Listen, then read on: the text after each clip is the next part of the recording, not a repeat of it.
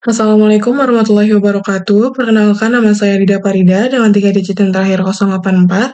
Teknologi Rekayasa Otomasi tahun angkatan 2023. Praktikum Sistem Pengendali Elektrik kelas C. Jadi pada kesempatan kali ini saya akan menjelaskan inverter sine wave. Oke, masuk ke slide pertama yaitu penjelasan mengenai Arduino Mega 2560. Arduino Mega 2560 merupakan board microcontroller berbasis Atmega 2560 yang merupakan salah satu versi board pengembangan resmi dari Arduino. Nah, board ini dirancang untuk pengguna yang membangun proyek dengan kompleksitas tinggi. Nah, dirancang juga untuk proyek-proyek yang membutuhkan lebih banyak pin output input dan kapasitas memori yang lebih besar, serta menawarkan keunggulan signifikan dibandingkan dengan versi Arduino yang lebih kecil semacam Arduino Uno dan Nano. Nah, dengan 54 pin digital I/O, dengan 15 diantaranya bisa digunakan sebagai output PWM, 16 pin analog input, dan 4 UART port serial, dan memori flash sebesar 256 KB. Arduino Mega 2560 ini merupakan pilihan yang sangat cocok untuk proyek besar yang membutuhkan banyak koneksi dan ruang program. Nah, berikut merupakan spesifikasi dari Arduino Mega 2560. Tegangan operasi 5 volt DC, tegangan input yang disarankan 7-12 volt DC, tegangan input batas 26-20 volt DC, pin digital input output ada 54 pin dengan 15 pin PWM, pin analog input 16 pin, UART 4, memori flash 256 KB dengan 8 KB digunakan oleh bootloader, SRAM 8 KB, EEPROM 4 KB, kecepatan clock 16 GHz, USB connection USB Type-B, konektor daya barrel jack atau pin dengan ukuran papannya sebagai berikut. Lalu di sini ada pin dari Arduino Mega itu sendiri. Kemudian selanjutnya microcontroller yang kita gunakan juga ESP32S2 Mini atau Wemo Solid 32 merupakan board microcontroller berukuran kecil yang menggunakan chip ESP32S2 dari Espressif. Nah, board ini sudah memiliki USB bawaan sehingga bisa langsung diprogram tanpa alat tambahan, serta mendukung koneksi Wi-Fi untuk komunikasi nirkabel. Nah, ESP32S2 Mini ini juga memiliki prosesor 32 bit yang cepat, memorinya cukup besar, dan pin input atau output yang bisa digunakan untuk sensor, LED, motor. Nah, karena ukurannya kecil, hemat daya, dan mendukung Wi-Fi. Nah, ESP32S2 Mini ini juga sering digunakan untuk proyek IoT, kontrol motor, monitoring data, dan sistem embedded modern. Board ini dapat diprogram menggunakan Arduino IDE atau platform I/O. Nah, merupakan pin out dari ESP32S2 Mini itu sendiri. Ini pin-pinnya, pin 1, 2, 3, 4, 5, sampai 17. Lalu di sini ada GND, ada GV15, dan ini ada VBus. Nah, lanjut, apa itu modulasi sine wave? Modulasi dapat diartikan sebagai proses perubahan suatu gelombang periodik sehingga menjadi suatu sinyal yang mampu membawa suatu informasi. Jadi, untuk dapat mengirimkan suatu informasi dari suatu perangkat ke perangkat lainnya yang menggunakan teknologi frekuensi radio, informasi tersebut harus dimodulasi terlebih dahulu sebelum dipancarkan. Nah, rangkaian yang berfungsi sebagai modulasi disebut dengan modulator. Nah, gelombang sinus pembawa sendiri memiliki 3 parameter utama, yaitu amplitudo, frekuensi, dan fase.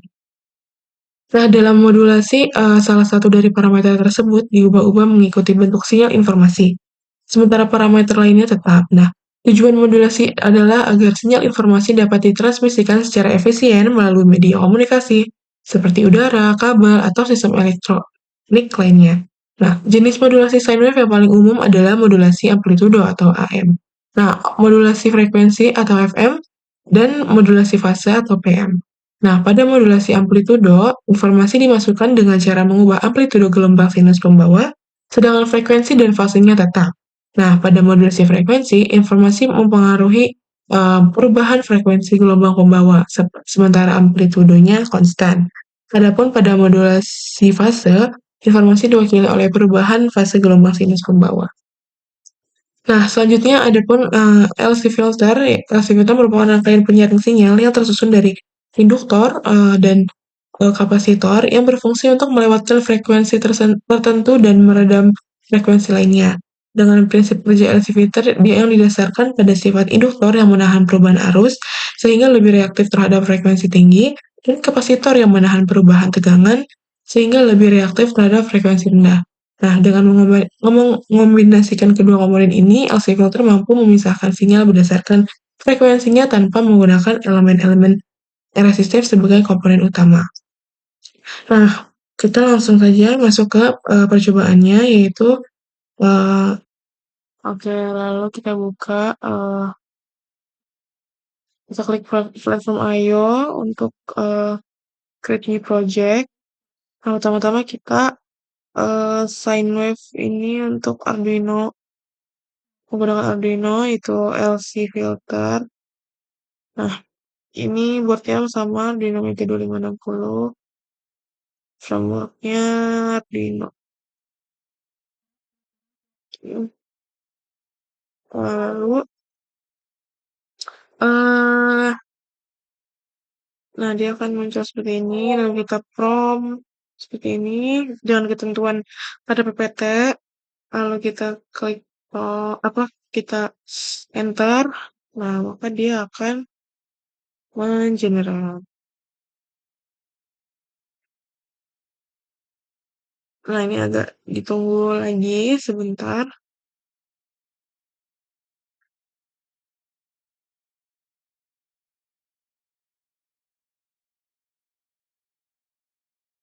agak lama ya.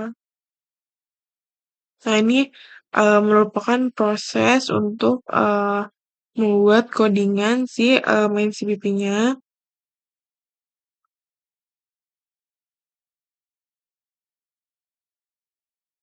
Oke, ini agak loading.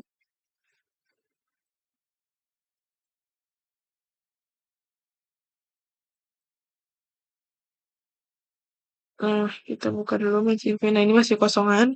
Nanti setelah dia berhasil atau selesai mengenerate, dia akan langsung mengubahnya. Nah, mohon maaf agak lama. Nah, dia akan membuat codingan main CPP plus.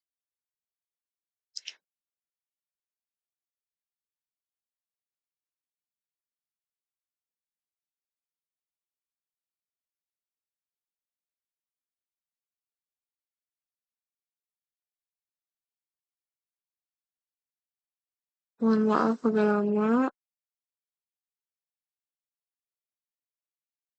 Nah, dia akan langsung muncul pada halaman kerja main CPP-nya. Lalu kita langsung aja klik keep file. Jika dirasa sudah sesuai dengan uh, wiring kita. Nah, lalu di sini juga saya sudah nge-prompt si untuk apa GUI-nya menggunakan file Python. Nah, ini dia masih terus memperbarui codingan main CPP. Nah, keep file lagi. Nah, jadi ini merupakan codingan dari main CPP-nya. Oke. Nah, sepertinya sudah uh, berakhir. Nah, lalu kita ke si GUI-nya langsung aja kita run. Nah, dia akan muncul seperti ini. Ada portnya, ada hubungkan, dan ada secara manual dan juga ada eh, jalankan percobaan otomatis yaitu dengan variasi frekuensi 10 percobaan, yaitu frekuensi PWM 10 kHz, sine wave 50 Hz, detiknya 40%, sampai ke 10 itu sudah bisa dijalankan otomatis dengan sekali klik. Lalu selanjutnya ini merupakan untuk si menggunakan ESP sine wave. Nah, boardnya Wemos Lolin S2 mini. Nah, lalu kita coding juga dulu sih eh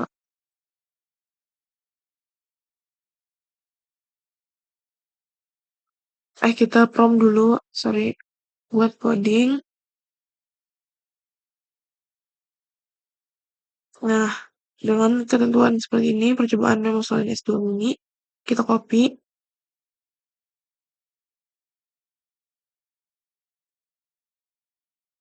Nah, kita menggunakan Notepad saja untuk agar bisa terbaca oleh si kursor AI. Nah, kita copy, baru bisa. Nah, oke, langsung aja kita enter. Nah, ini masih kosongan, saya main CPP-nya. Agak nunggu lagi, sorry. Nah,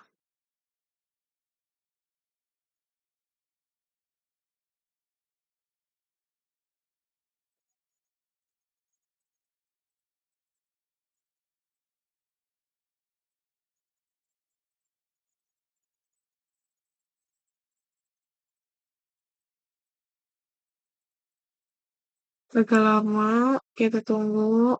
Nah, dia akan memperbarui atau mengupdate sendiri. Nah, jika kita sudah percaya atau yakin dengan codingan yang diberikan, maka kita akan klik keep file lagi. Itu, nah dia akan masih terus mengupdate.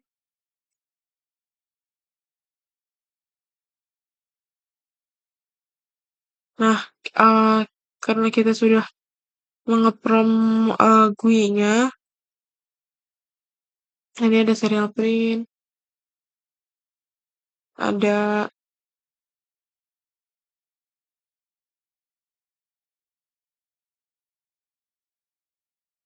dia akan memperbarui terus.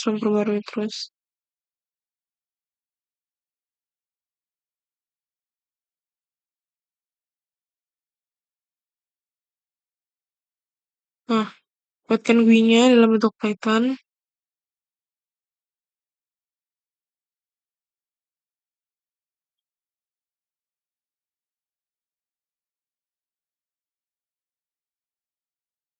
Oke, jadi nah dia akan memperbarui lagi si main CPP-nya.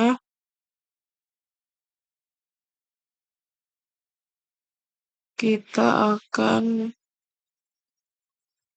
em, menunggu sampai coding ini selesai karena dia masih mengenerate.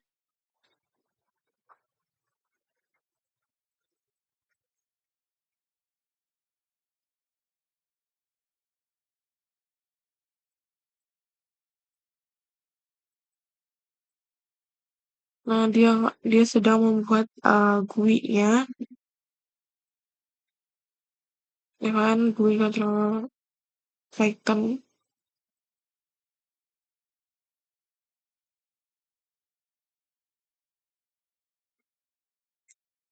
Nah, dia akan seperti ini, lalu kita langsung saja, jika sudah, kita langsung saja untuk run the file Python, run file Python-nya. Nah, dengan cara klik titik 3 di atas kanan, nah run Python file, nah dia akan munculkan GUI-nya. Nah, di sini tuh sudah ada 1 sampai 10 dari si nah ada connect, ada disconnect. Nah, ini tuh sudah diatur em, dari 1 sampai 10. Jadi nggak manual lagi. Oke, pada percobaan yang pertama itu tanpa hasil filter, pada oscilloscope terlihat ripple atau riak dan switching PWM yang masih dominan. Nah, dengan 50 Hz sine wave-nya, terus frekuensinya. Nah, dia masih banyak ripple-nya. Nah, sekarang percobaan kedua yaitu percobaan menggunakan LC filter dengan variasi 25 kHz, sine wave 50 Hz, dan duty 50%. Nah, sinyal keluarannya menjadi lebih halus dan mendekati gelombang sinus murni. dikarenakan dengan karena fungsi induktor yaitu menahan perubahan arus cepat dengan frekuensi tinggi PWM, dan kapasitor berfungsi meredam riak tegangan dan melewatkan sinyal rendah atau sine wave. Nah sekarang percobaan yang ketiga yaitu menggunakan Arduino Mega. Nah kita kita run dulu. Nah di sini alatnya ada breadboard, ada Arduino Mega 2560, ada trafo, terus ada osiloskop, terus ada driver BTS 7960, terus juga ada power supply, ada induktor dan kapasitor. Nah di sini kita jalankan 10 percobaan otomatis. Nah ini Nah,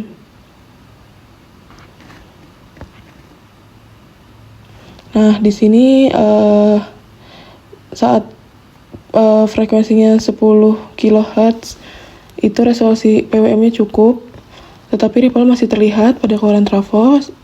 Pada saat 25 kHz itu sinyal lebih halus dan stabil. Nah, pada saat 50 kHz ripple paling kecil, namun bekerja timer Arduino lebih tinggi. Nah, pada Arduino Mega 2560, frekuensi PWM memengaruhi kehalusan sinyal, frekuensi sine wave memengaruhi karakter trafo, dan duty cycle menentukan level tegangan keluaran. Nah, kombinasi ketiga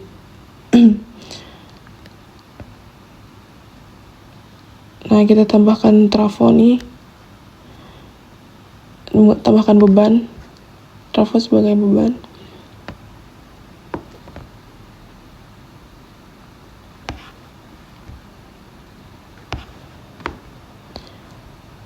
Nah, selanjutnya percobaan Memoslolin, percobaan 1, percobaan 2, percobaan 3 dengan variasinya, percobaan 4, percobaan 5,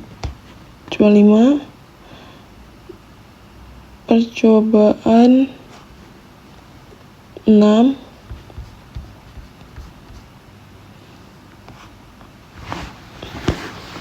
percobaan 7,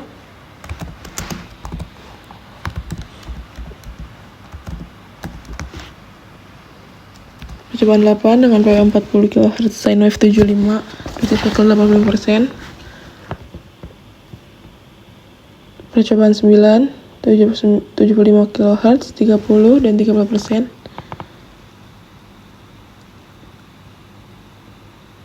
Percobaan 10 yang terakhir.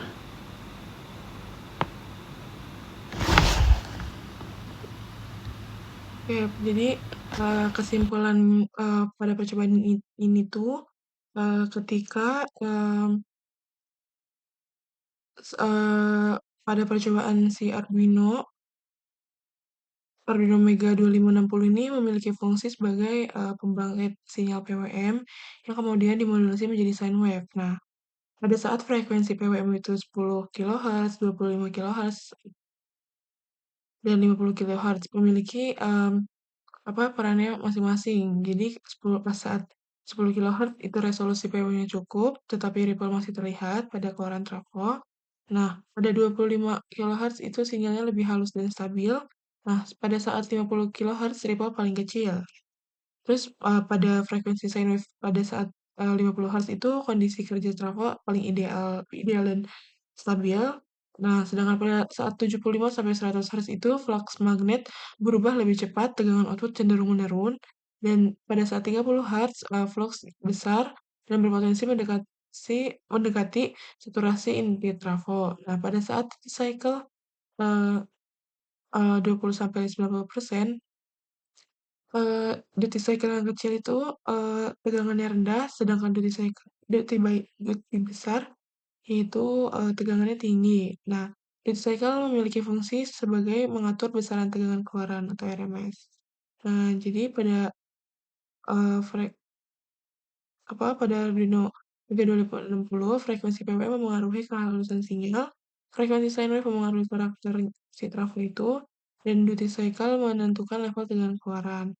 Nah, sedangkan pada percobaan WMO Slowly 32 atau WSP32, eee, frekuensi PWM saat 10-75 kHz, semakin tinggi frekuensi PWM maka gelombang, menjadi lebih halus dan stabil karena ripple berkurang.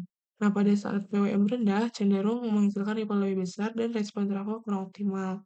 Nah, frekuensi sine wave, eee, menentukan kecepatan perubahan flux magnet pada trafo. Nah, saat 50 Hz kondisi standar trafo dengan, kerja stabil.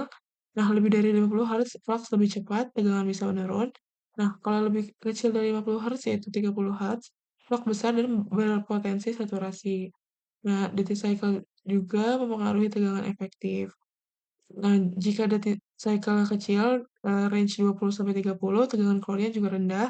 Nah, pada saat duty besar, eee 70-85% itu tegangan keluarnya tinggi. Jadi, yang bisa disimpulkan itu perbedaan variasi menunjukkan bahwa frekuensi PWM mempengaruhi kehalusan sinyal, sine wave mempengaruhi kerja trafo, dan duty cycle menentukan besar tegangan keluaran. Nah, dan juga, ketika,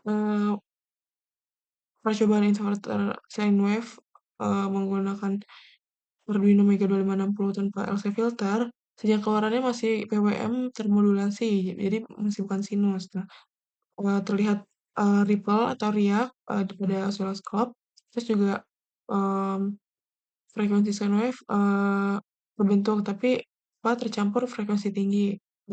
Terus juga masih ada bergerigi dan bentuk gelombangnya itu bergerigi dan kasar. Masih ada kayak ripple-ripple gitu. Terus menggunakan, sedangkan pada, rangkaian yang menggunakan LC filter itu, eee, sinyal keluarannya lebih halus dan, mendekati gelombang sinus. Karena, fungsi induktor itu sendiri menahan perubahan arus cepat atau frekuensi tinggi PWM dan kapasitor meredam, ripple dan melewatkan sinyal rendah. Oke. Jadi, tanpa LC filter, keluaran inverter masih didominasi sinyal PWM yang kasar. Dengan LC filter, sinyal PWM difilter sehingga menghasilkan sine wave yang lebih bersih, stabil, dan layak digunakan pada trafo. Mungkin, sekian penjelasan dari saya, kurang lebihnya mohon maaf. Wassalamualaikum warahmatullahi wabarakatuh.